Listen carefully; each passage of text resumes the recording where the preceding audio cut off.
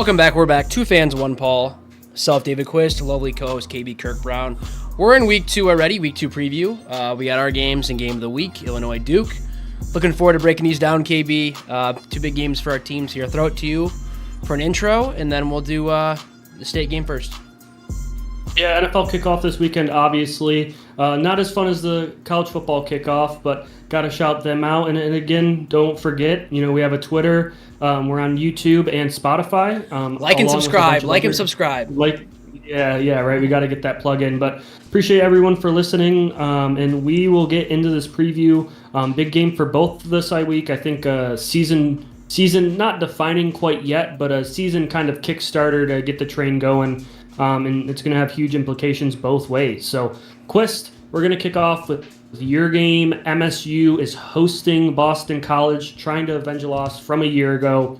I know last year you guys were dealing with some rain. I don't know what the weather's looking like this weekend in Michigan, but I'm assuming it's okay, a little mid-50s, 70s, or what are we looking for? 50 to 63, low, high, cloudy. So hoping for no rain. Last year was a monsoon in Boston, and I don't think we had Nick Marsh. We had a handful of injuries at receiver as well. And they do have a guy named Dick Turbo, so that's pretty cool. Shout out to the running back, Dick Turbo. Absolutely. So, Quist, I'm going to let you kick off on your thoughts on this game, hopes, dreams, aspirations, kind of where you're sitting, and then I have a few questions kind of in the barrel about this team, one offensively and one defensively, and then some more of your thoughts. So kick us off, man. Yeah, I love it. So 7:30 kick on NBC. The spread is minus 4.5, so the state is favored, and over/under is 46.5 per ESPN bet sportsbook. This is not a season-defining game, but it's who are you? Look in the mirror kind of game. Like, this is going to define the season. If you win this game, that USC game, that Nebraska game isn't as big of a deal to win because you should be 3-0 after non-conference. So after listening to some other podcasts and, looking at the box score for BC, it's kind of hard to tell because they played Fordham, who I think I heard on a podcast. They actually practice on, fields in the Bronx. I don't know, like random fields. I doubt that's true. They probably have their own facility, but obviously they're not that good. They won 66-10. They actually not rushed that well. It was only 2 or 3 yards a carry against a mediocre FCS team, so I feel good about that. I think for me, Childs last year had 3 picks, and he was forcing it. He made a couple good throws. Obviously, without your top receiver and a couple of guys being out, that hurts. But I think he forced it a little bit. And I really want to see out of Childs this game is his pocket presence because he kind of, obviously the left side of the line was mediocre last week, as you said, KB, and noticed when you were watching. And sometimes he doesn't keep his eyes downfield when the pocket kind of collapses. He just kind of runs, which is totally fine as an athletic quarterback. But with an arm like him, and the receiving core and tight ends we have, you need to keep those eyes downfield if you possibly can. I think the running game is big. I think Frazier could have another big game. Tullis in there can spell him. Really want the tight ends to step up, and I really want this defense to shut this team down. I think they can. I think our defense is deep. I was listening to Jonathan Smith yesterday on his radio show. We played 50 guys on defense, which is pretty crazy. Maybe not 50, maybe 30, but he said a crazy number, 30 or 40 or something like that. So a lot of guys were rotating in, obviously backups towards the end of the game, but a lot of guys got some snaps on defense, and I want to see us shut them down. Shut down Dick Turbo, that's their running back, and kind of show us what this Alabama quarterback transfer is made of and see what they can do. I think we're this is a slightly better state team than last year, and we have our receiving core with no rain, with a healthy Childs, I think is the difference. I don't know if we covered it, but it's going to be like a 27-24, 28-21 kind of game.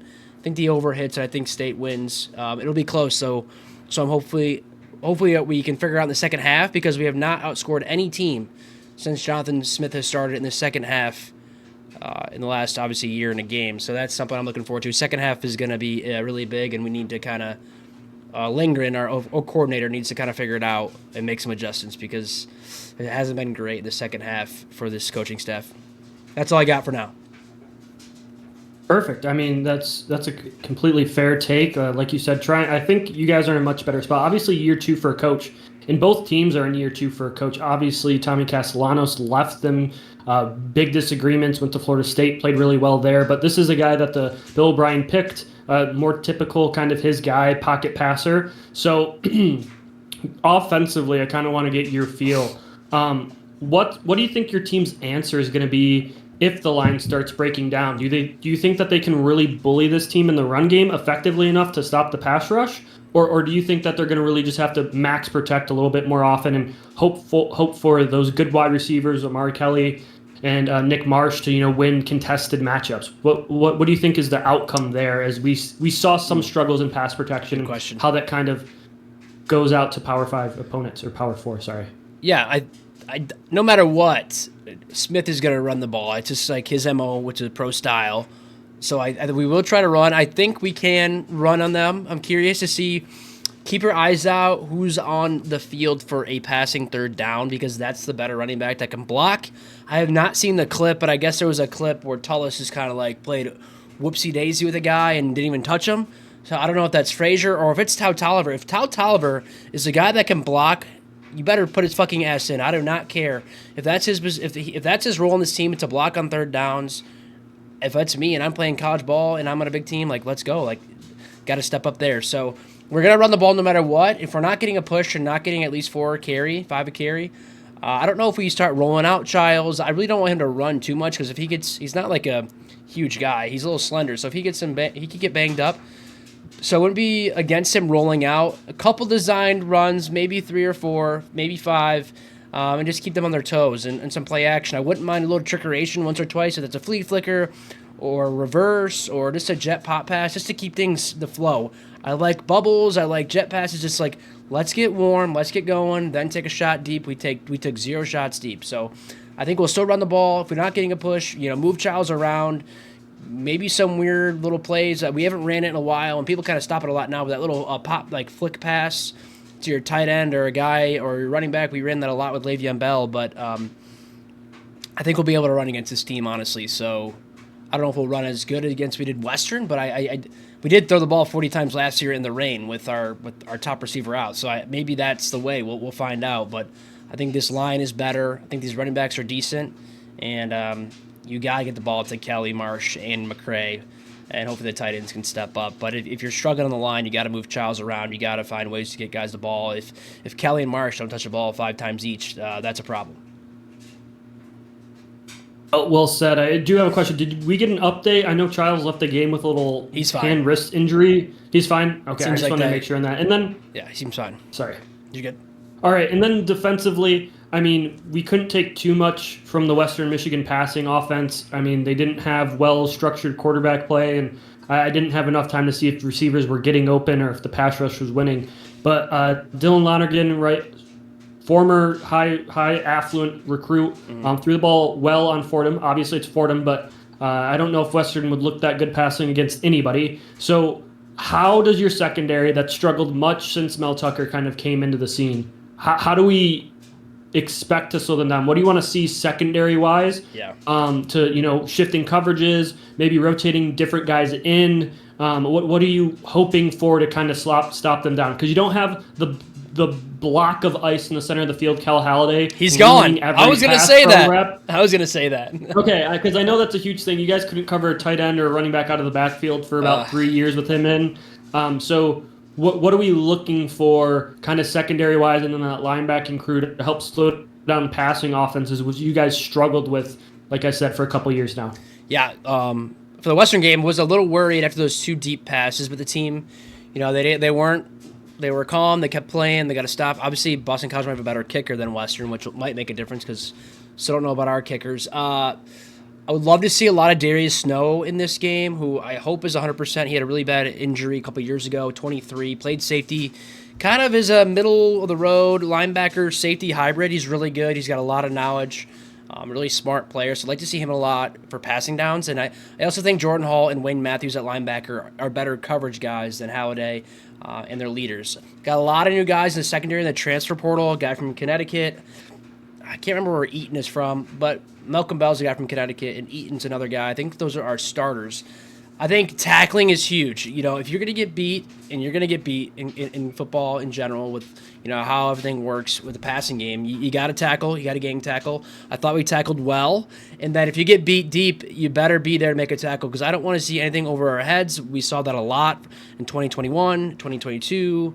You know, the last 4 or 5 years have been really bad. So what I want to see is, I don't know if it's cover 3, cover 4, nothing over our heads. I want to see Darius Snow kind of playing a little rover in the middle of the field, and then, you know, really good tackling. And if we can blitz and get the quarterback moving around, if he's not as mobile as the guy last year where he beat us a couple times with his legs, I think that's huge. So I don't know if we're blitzing or stunting or just getting, you know, collapsing that pocket just with 4 guys rushing is huge, and then, you know, trusting your secondary because secondary is going to lean on the D-line. If you're not getting pressure, the secondary is going to get burned eventually. You just don't have, you know, it's just hard to try to run with somebody that you don't know where they're going for 5 seconds. It's pretty damn hard. So pressure's big. Having those guys and linebackers be good in coverage, and then team tackling, I think, will be really big this game, especially in the run game as well. Got to stop Dick. I got to say Dick Turbo. Are you guys high on that D-line?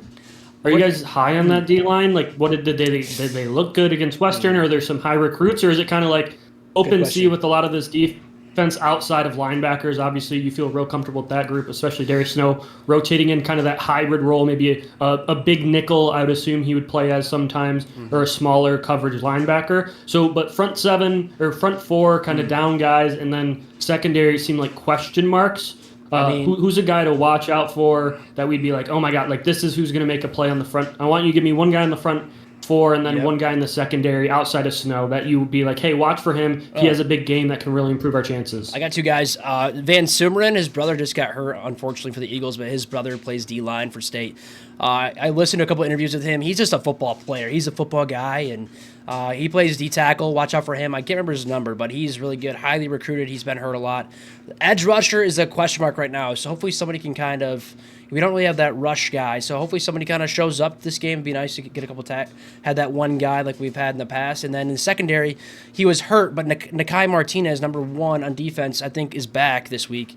And then obviously Spencer's 43, the other safety. But I think Nakai Martinez, he's really good. He's a tackling machine like last year from UCF. He came up, and he's a really good safety. And just watch for him to hopefully have I think he'll be back for this game. So I think Nakai Martinez and then Ben Sumeren as a D-tackle. I don't know if he'll get a lot of pressure on the sack game, but in the run game, moving guys is huge. And then shrinking those holes for the running back. And then in the passing game, I think just getting, pushing the guy in front of you and kind of collapsing that pocket is what a D-tackle's got to do. So those are the 2 guys I would shout out. And solid questions, KB. Also, uniform game is pretty strong.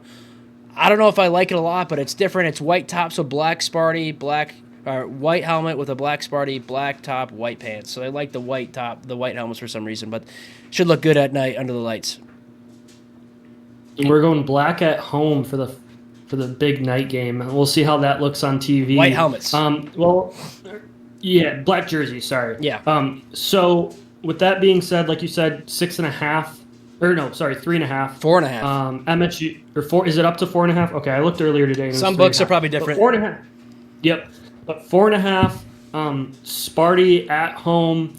I'll give my pick first. I think this is one of the games that Sparty maybe wins, but I don't know if it's 4.5. They played in so many close games, and they just simply haven't won. And you can see how that can snowball. Like, look at Nebraska for the last 8 years, even different coaches, different mentalities. They just can't win that game. They can't close in the fourth quarter. Jonathan Smith has made and he isn't a new coach, right? He coached many years, made Oregon State, competitive, which is really hard to do. I don't know if he coaches well in the fourth quarter. It seems like he tucks away from the big moment, and I think they can still win this game, but I don't know if they're going to be able to run away from this as much as 4.5, like you said. So I'm picking Boston College here to cover the spread. Give me 4.5 points with Boston College. But in my gut, if I had to choose a money line winner, I would probably choose MSU to pull it out. But I don't think it's going to be a pretty or, basically not a 2 field goal game is kind of where this line's putting me at, right? So I just don't think it's really going to be that big or even a touchdown. I think it's going to be a little tighter. Field goal maybe wins it one way or the other. Yeah, I kind of called it earlier. I think State wins like a closer game in the 20s, 28-24, 27-24. I would love to see this offense explode a little bit, knowing the receiving core. I'm not really sure about the cover. I think it's right spot on, but I'm just going to take us money line. I think that we get it through. Would love to see Marsh touchdown and Kelly touchdown. But wouldn't mind a little velling up the seam maybe in the red zone. So keep an eye out for that. But it'll be a fun time. It's a night game, and tailgates are always great. So I'm looking forward to being in East Lansing again.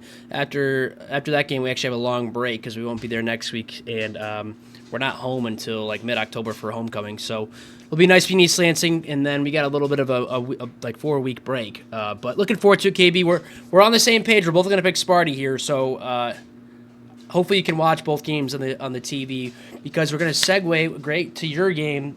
It's a big one. Michigan travels to Oklahoma, 7:30 on ABC. I'll do the spread and the lines, and I'll throw it to you. The spread right now is 5.5 on ESPN Bet in favor of the Sooners. Over under 45.5. KB, your thoughts? I'll think of some questions as you go. Yeah, this is 100% going to be a defensive battle. And I know a lot of people are talking about the offenses, and obviously you see Bryce Underwood's performance, number one recruit in the country. You got John Mateer, who is a number one QB transfer portal guy in the country, went to there. And I think that this is going to come down to a good old-fashioned trench warfare. I think OU's O-line, I've been listening to some podcasts, listen to them, they might be starting 2 true freshmen. Obviously, they're not on the road, which makes it easier for true freshmen to start on the line. You don't, maybe not as nervous as jittery, but protecting the blind side and protecting most likely the right guard are 2 true freshmen. And I think Michigan's line is going to get a push. I think it's really going to impact Mateer, and I think it's going to lead to a poor passing game from Mateer. Mateer last year against the 2 Power 4 teams he played, which one of them was Texas Tech, who had the 123rd defense in the country, maybe even 130 scoring defense. He was not good passing. I think he was like 9 of 19. He ran for 197 yards, though, which is really, really impressive. I'm not trying to take anything away from him. But then again, the next week against Washington, he also really struggled. What I think it comes down to is Mateer is a legs-first QB. He is going to make reads and make throws, and he kind of has that baseball sidearm, but he isn't like a natural field progressor, pocket passer at a quarterback. He wants to get into run and extend plays. It gives me big Jalen Milroe vibes, but he's a little bit smaller. And Michigan kind of has to have the same game plan. Maintain your rush lanes. If you force him to exit the pocket, have someone coming on a stunt around that way. It's really effective against QBs who want to escape. You crash down on the end one way, you force your D end inside, and then you loop someone around, and he isn't expecting it because he thinks he's escaping the pocket. So I think his legs are definitely going to come into this game, extending third downs, really, really moving the change that way. And I think that it's going to be important that Michigan doesn't give this guy any free access throws. Really try to take away that first read, because they'll just throw screens, they'll throw bubbles, they'll throw a 3-yard comeback 15 times a game. I watched a lot of Washington State's offense in preparation for this game because it's their offensive coordinator coming down. And I think that their running game is going to be a product of Mateer's legs more so than them being able to line up across from Michigan and run. That's not necessarily critiquing them. I just don't know how much they're going to do. And Michigan needs to punish him when he runs. And I'm not calling for injury. I don't want any dirty late hits. I'm just saying when he leaves that pocket, he's really squirmy, quick on his feet. He doesn't take a lot of solid hits. You need to punish him. You need to lay some that he's a little less, free to go wrong. He's a little scared. I want him to feel those hits that by the fourth quarter, maybe the lights are too big. So I'm really expecting a low-scoring game from their offense. I don't really trust their line to hold up well, so I think they're going to really just try to dump out balls, and it's hard to be perfect, 7, 8, 10 plays down the field, especially against this Michigan team that's ball hawking. So that's the offensive and kind of defensive side. I think Michigan's going to struggle offensively. I think Michigan's O-line, especially at the tackle position, can't pass protect. In all honesty, they can do 3-step drops and stuff like that, but I think that Oklahoma and Venables is going to pressure the heck out of them. I think they're going to send blitz from weird places. I think they're going to force Michigan's receivers who haven't proven themselves to win one-on-ones. And this is the game. Donovan McCulley, transfer. Channing Goodwin. Samaj Morgan, a lot of talk, a lot of praise for this unit all season. Venables is going to force you to win on the outside against them. I think Michigan can be productive in the run game. Illinois State was pretty effective. How much of that is just Oklahoma sitting in too high because they don't really care? I didn't watch it that much because I really cared more about their offense than their defense because I know their defense is going to be good.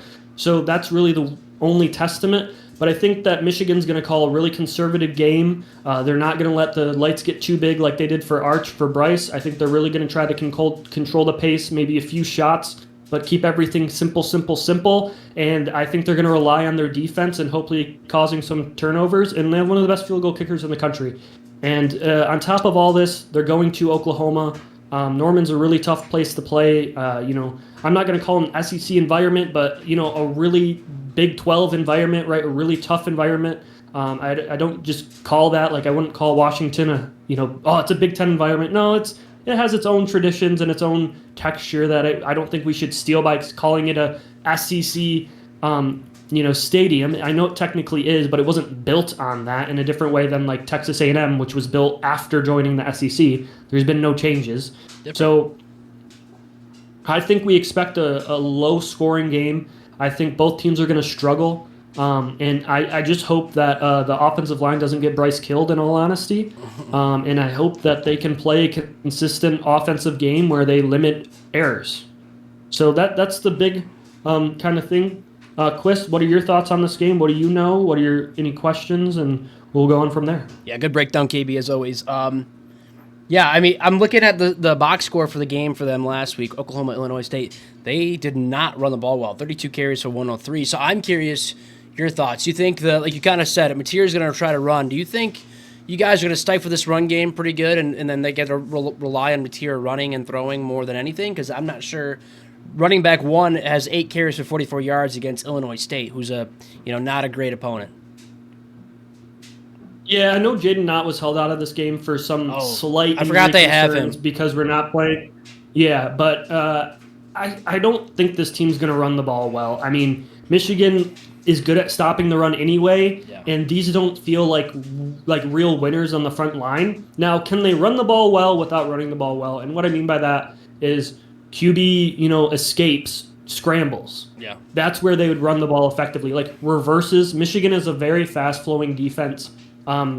They see and react, and they're a bit undisciplined at times against New Mexico. It's going to be really, really important that they keep their eyes in position, that they don't over-pursue the ball, because that's where the runs are going to be. They're going to be misdirection runs. You're not going to line up against Michigan and say, we're running inside zone and win. It hasn't happened in a long time where teams were able to do that.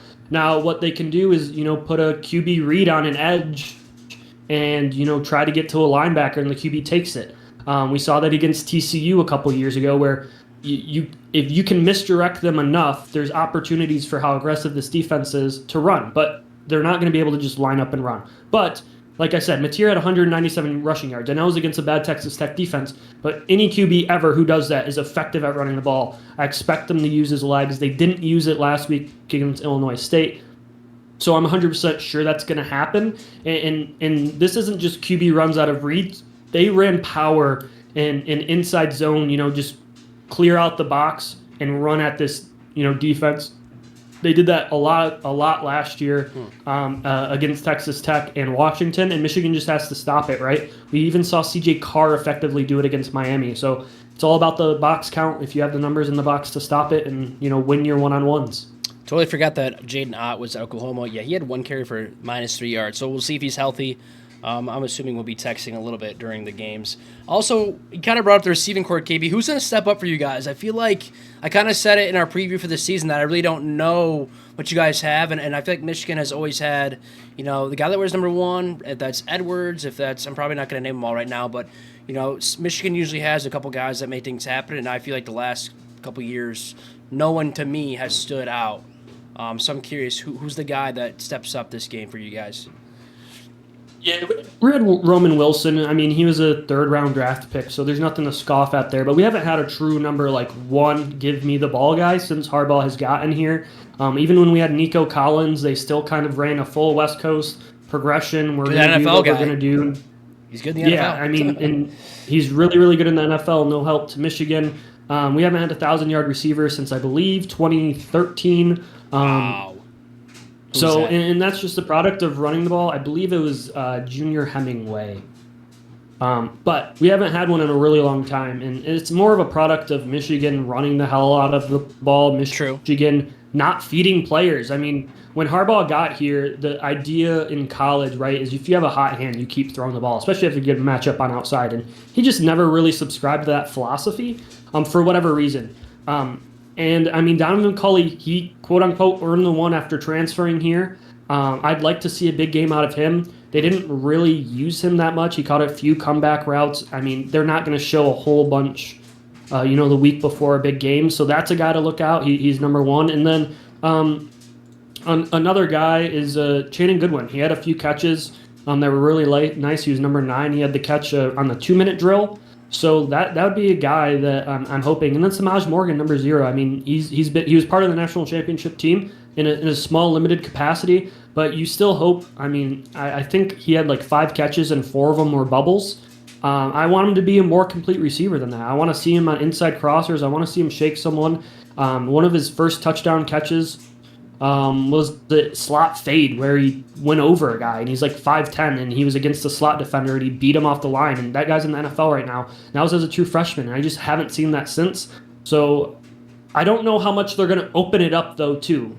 Right? I think they'd rather run the ball 40 times into a brick wall knowing this team than really open it up. But we'll see.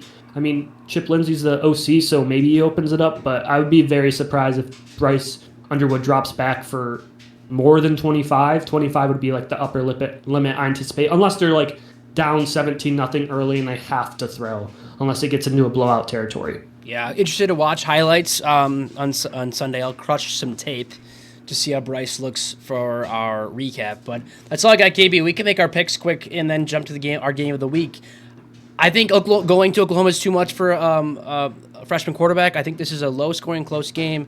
I think Oklahoma gets you guys like 21-17, 24-21. But it's a dogfight, and Michigan definitely has a chance. So I just think on the road for a freshman and with some question marks around him, especially in the receiving core, I think the tight ends could be big for you guys. Really looking forward to looking at the box score for this one and watching the tape once I get back Sunday morning. But give me the Sooners just by a little bit, by a hair, but Michigan could win it for sure. Yeah, I agree. Give me Oklahoma here. I'm not going to buck the trend. Michigan has to get used to road environments. I don't think they're going to be quite there yet. They didn't perform well on the road last year. And this is just a lot of the same guys coming back. It helps that you can throw a forward pass now, but I'd love for it to be wrong. I mean, if Bryce Underwood comes out there, ball's hanging, and he slings the rock around, and I'm completely wrong about this team and what it looks like, I mean, I just have a good amount of completions were bubbles, and they showed a fake bubble wheel route, right, where the guy fake blocks for a second and goes up the sidelines. It was incomplete, but it was open. Mm-hmm. I'm just getting PTSD on Jalen Milroe last year. These corners and safeties are not going to let you catch bubbles without absolutely attacking you. The ball gets pick-sixed in Norman, and they just are able to come out. I see them, what they did against Tennessee last year when it was Nico's first really away start. I believe in the 4th game of the year, we were talking Nico Heisman, and that went away quickly by a very overwhelming Venables defense that was in your face, that was running downhill. Their problem last year wasn't defense, right? It was being able to have a quarterback, Jackson Arnold, who seemingly still can't throw the ball to a really good receiving crew. He's a runner. And injuries, right, on offense. The offense was their problem, and so you give them a guy like Mateer with some of his limitations, which I think he's not the best like on-time thrower, like I said, but he has enough creation, enough out-of-sync stuff to really push Oklahoma past Michigan. I don't want to be right about this, obviously. I just think that when you go into a place like this with a true freshman, if Michigan goes in and wins this game, it's because the defense really played a hell of a game. Like, I'd be really surprised if they put a load on Bryce Underwood's shoulders this early. Now, you get a few more weeks down the road. We're at Nebraska, a little different scenario. Maybe we do. But it's a tough environment. I'm really just hoping we get in and out of the huddle effective. We don't have a bunch of false starts. Like, I'm willing to say like 2 or 3 false starts in the right time. I'm fine with during this game. Like, I don't know how mad I'm going to be. It's a lot of new guys going to a really tough environment. That's more what I'm worried about is like it's 3rd and 2 and you false start and now it's 3rd and 7 when you could have ran the ball. Now you got to put Bryce in a passing situation.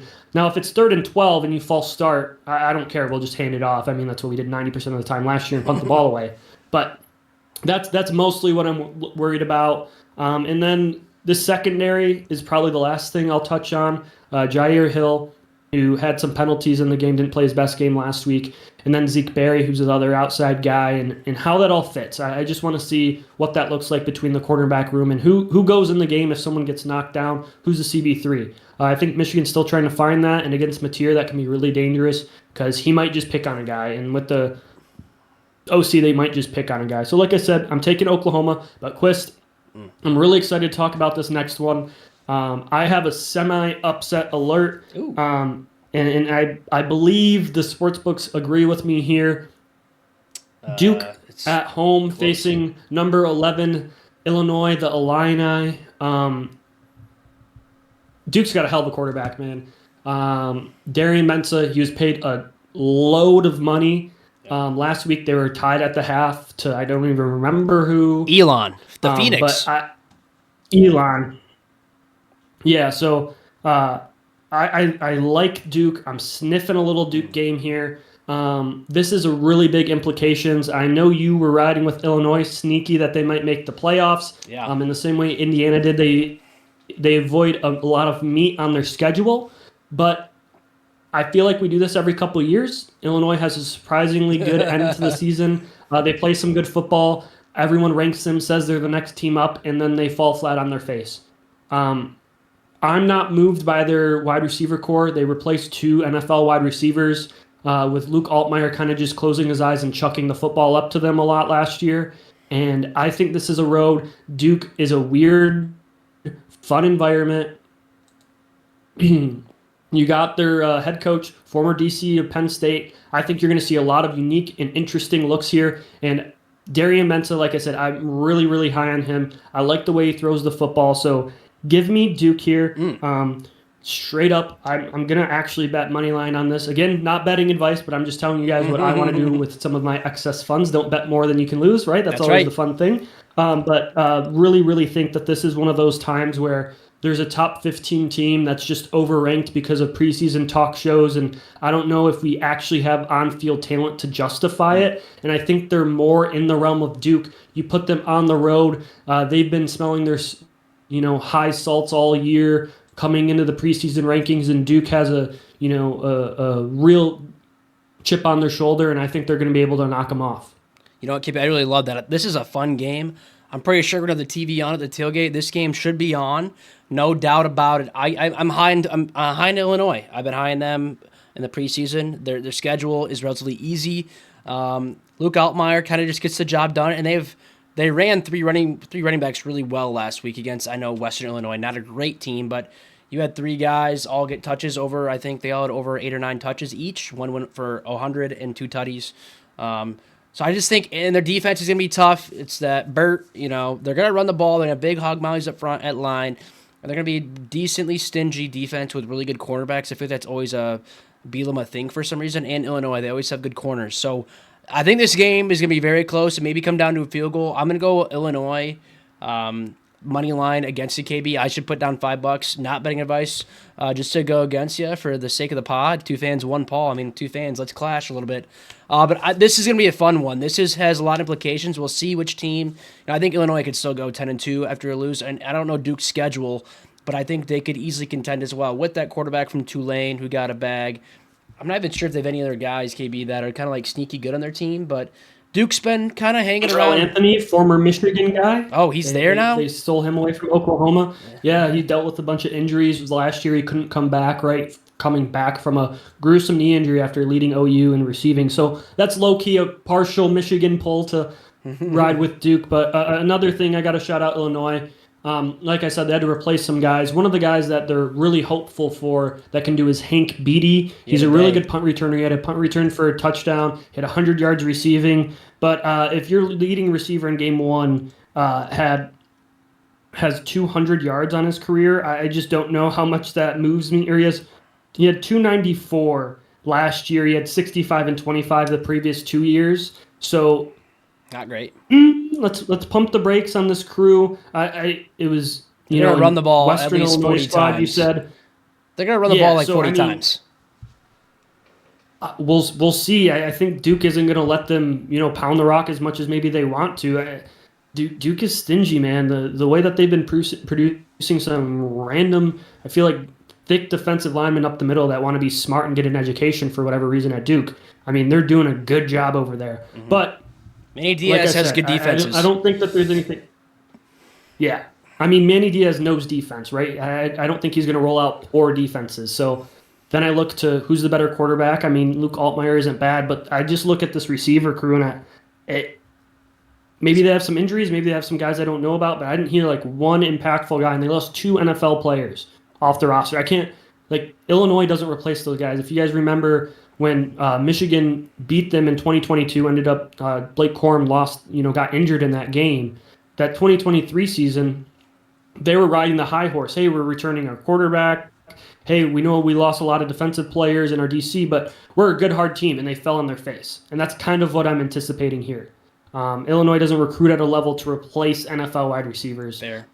And I think that he's going to have them in a blender. So we'll see, though. Really excited. Definitely not as fun of a weekend for all games considered. There's 2 other good games that we're not breaking down. Kansas, Missouri, old school Big 12 game.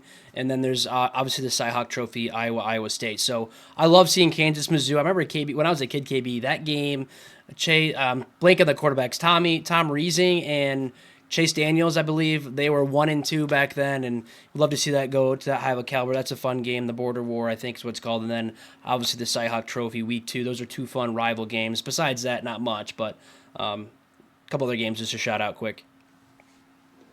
Absolutely, yeah. I was just saying it wasn't as loaded of a slate, but definitely opportunities for teams to bounce back. A lot of the teams that played high-end teams last week, right, are falling back down, so maybe they can avenge some losses. How does Alabama look? How does Texas look? Does Arch play well?